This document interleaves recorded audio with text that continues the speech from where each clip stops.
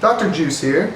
In this video I'm going to be talking about ENFP versus ENTP. One common problem that I see a lot of is people will not be able to decide whether they're thinking or feeling. They'll say things like, well, I'm 80% feeling and 20% thinking. It doesn't work that way. It all has to do with your functions. We all use thinking, we all use feeling. It's what kind of feeling and what kind of thinking. Do you use introverted thinking and extroverted feeling, or extroverted thinking and introverted feeling? And in what order? These are the cognitive functions. They're the meat of the MBTI. You have to learn them. So, moving on, take a look at the cognitive functions of ENFPs and ENTPs.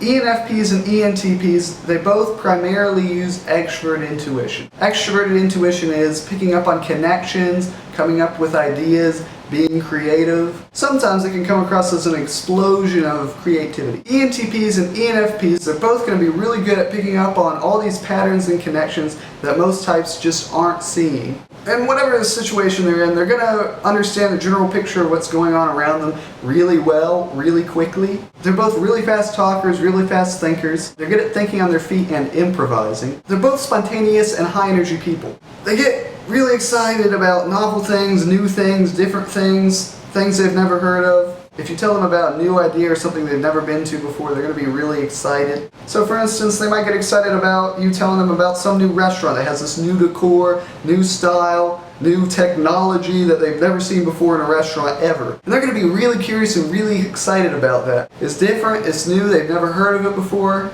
And then they'll go with you and they'll check that restaurant out and they'll absorb all of it, they'll understand the general picture of what's going on. But once that novelty wears off, they'll get bored and want to move on to the next new thing.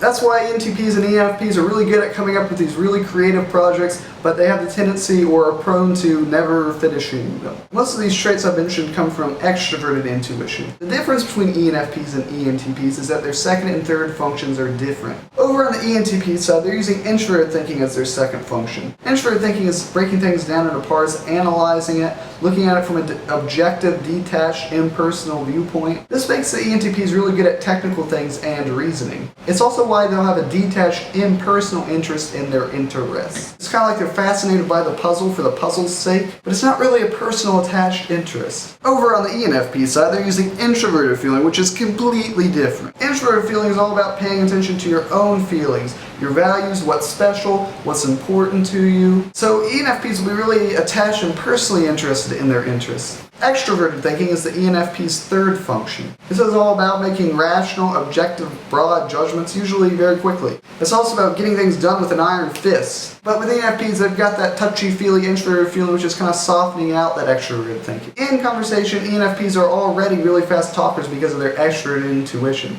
Their extroverted thinking makes them even faster talkers. So they're super fast talkers. So in conversation, ENFPs will go from topic to topic really quickly, like boom, boom, boom. ENTPs are using introverted thinking, which is slower and takes its time more than extroverted thinking. So in conversation, ENTPs are still going to be fast talkers because they have extroverted intuition as their first function. But because they're using introverted thinking, they're kind of making like really, really quick micro-analyzations. You probably can't even notice the speed difference. But if you pay attention to their facial expression, it might look like there's gears turning in their head. ENTPs use extroverted feeling as their third function. So they're going to be really expressive of their emotions, very immediate with them. They might come up to a person and be like, hey, how's it going? This is different from ENFPs who have introverted feeling. They have these really deep, special emotions to them that they're not necessarily going to go out and share with everyone. Those are the first three functions of ENFPs and ENTPs. Both of them have introverted sensing as their last function. So that's like archiving random facts and details about things they're interested in. For instance, if they're interested in tennis, they might archive